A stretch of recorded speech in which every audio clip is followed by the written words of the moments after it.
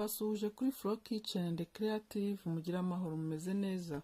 Twagarutse muri gahunda yacu nk'uko bisanzwe, aho turebera hamwe ibidufasha kubungabunga ubuzima bwacu, ibyo turya tukamenya ngo ibi turya ni bizima cyangwa se si bizima, biratwangiza cyangwa se ntibitwangiza. Buri kintu cyose tubasha gushyira mu mubiri wacu, yaba ikiribwa cyangwa ikinyobwa, tukaba tuzi neza icyo kimaze, tukaba tuzi umumaro wacyo cyangwa se tuzi ububi bwacyo. Uyu munsi rero turinjira mu birungo, les épices.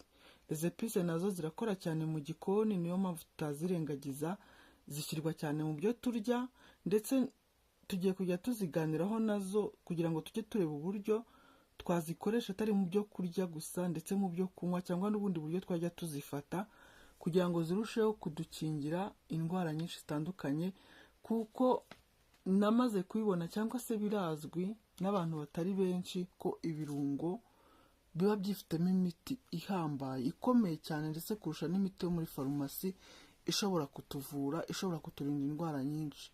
Ariko ikibazo ntabwo abantu benshi babizi.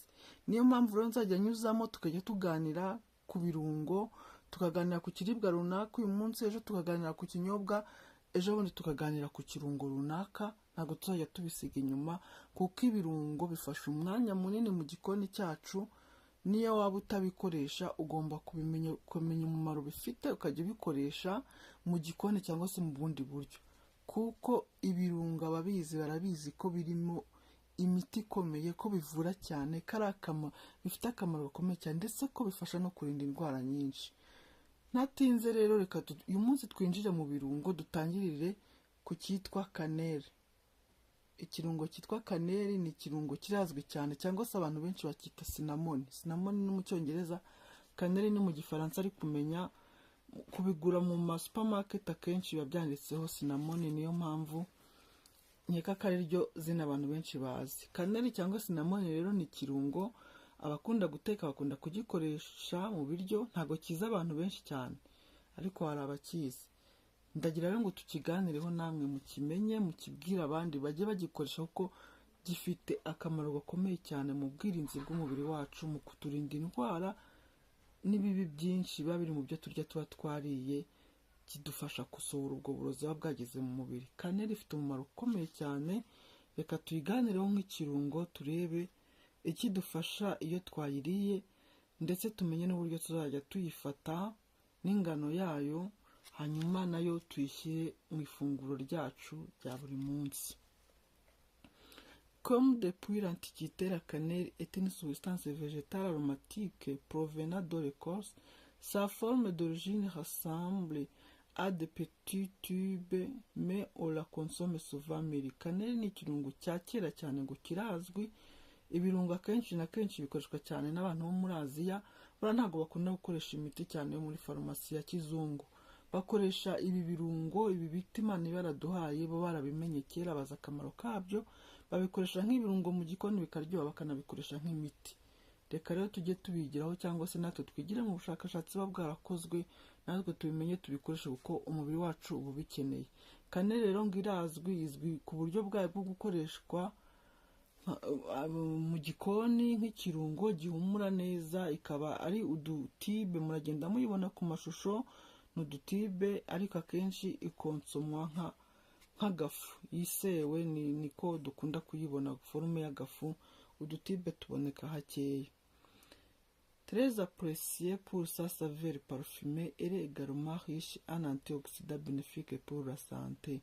Si impumuro yayo nziza cyane izwiho. Kaneri irahumura cyane, iyo kari mu cyayi kaba gahumura neza cyane, ndetse no mu birungo no mu masosi hose ni keza cyane. Nuko tuba tutakazi, ariko mukamenye, mukagure, nta nubwo gahenda, mujye mugakoresha, muzambwira. Uretse kuryoha, karanavura cyane, karinda indwara nyinshi.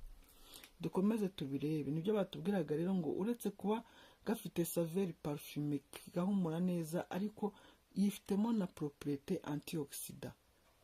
Urumva ko ari nziza cyane, ifasha gusohora imyanda iba mu byo tuba twariye, bwa burozi buba buri mu mubiri bw'isitoka butwangiza.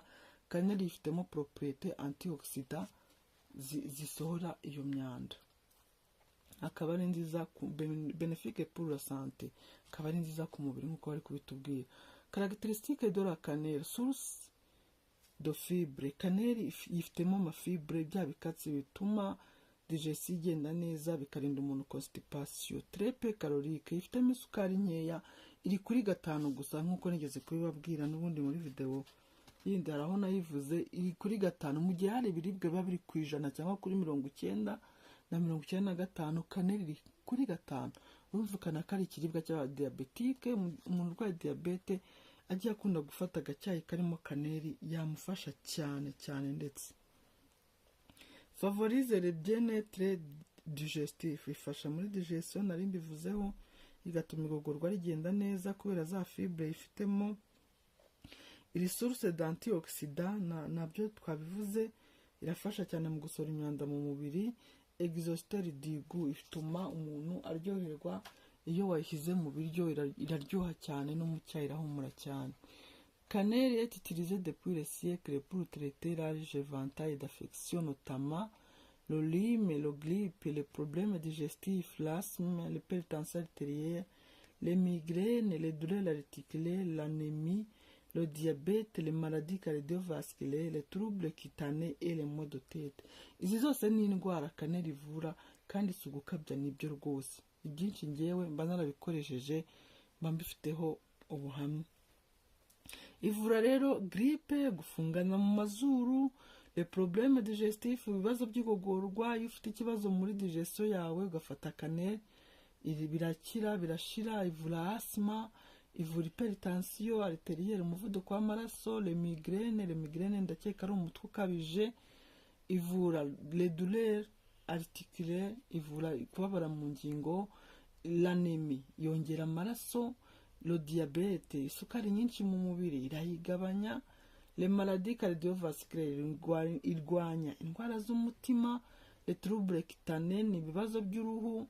Les maux de tête, kuribwa hato na hato ku mutwe. Ibyo byose cannelle irabivura indwara nyinshi cyane. Udafite imwe afite indi, ntawakwiyandagaza ngo avuge ko cannelle atayikeneye mu ifunguro rye rya buri munsi. La cannelle contient des antioxydants composés santé du régime alimentaire qui aident à neutraliser les radicaux libres, les empêchant aussi d'endommager les cellules du corps. La cannelle a aussi des propriétés antibactériennes et pourrait ralentir la croissance des cellules cancéreuses. Ibintu byiza cyane. Cannelle kwa ko ifite propriété antioxydant, ifasha kurwanya imyanda mu mubiri, igatuma atikereya bya bintu twita radicaux libres byangiza amaserire agatangira kuba oxide, hagatangira kuba oxidation y'amaserire, kwangirika kw'amaserire, ari byo bijyana kuba amaserire yatangira kwidevelopa mu buryo butari normal, akidubura, bigatera kanseri. Iyo byose iyo ufata cannelle mu buryo buri regiriye, muri dose irapropriye, ntabwo ushobora kugira icyo kibazo. Hatabayeho oxidation de cellules, ntago hashobora kubaho amakanseri. Iyo yashoboye gusohora imyanda mu mubiri, ya myanda mu mubiri yari kujya gutera radicaux libres, ya radicaux libres agatera oxidation de cellules, kwangirika kw'amasereri naho havamo gutangira kwidevelopa mu buryo butari normal, bikavamo na kanseri. Ibyo byose cannelle irabirwanya bivuye kuki? Kuko yako ifite propriété antioxydante muri yo, zirwanya ibyo byose, zituma iyo myanda idashobora kwistoka mu mubiri. Niba hari ibintu bibi birimo uburozi, birimo ibinure bibi, ugafata cannelle, aho kugira ngo byistoke mu mubiri birasohoka, noneho za ngorane zose zari kubaho bitewe n'iyo myanda ntizibe zikibayeho, kubera ko wafashe cannelle zigasohoka mu rugero ruringaniye. Dose rero batubwira, respecter la dose recommandée de 1 à 2 grammes de cannelle par jour, soit la moitié d'une cuillère à café. Fata akayiko kamwe gatoya, cuillère à café kamwe gato cyane, agace kako k'agafu ka cannelle karahagije ku munsi. Nuko akarenze ikintu niyo cyaba ari cyiza gute, ariko kabya kiba kibi. Rero gafate cannelle. Niba ukunda icyayi, ujye ufata icyayi ushyiremo ibirungo byawe, icyayi imyenya, nurangiza ufata agace k'akayiko ushyiremo hanyuma ku munsi karahagije. Niba ari mu isosi bigenze gutyo, niba ari mu cyayi bigenze gutyo, ubundi ubungabunga ubuzima, usigasire amagara, bigende neza. Mwakoze rero, mukoreshe kaneri, tuzagaruka tureba n'ibindi. Ciao ciao.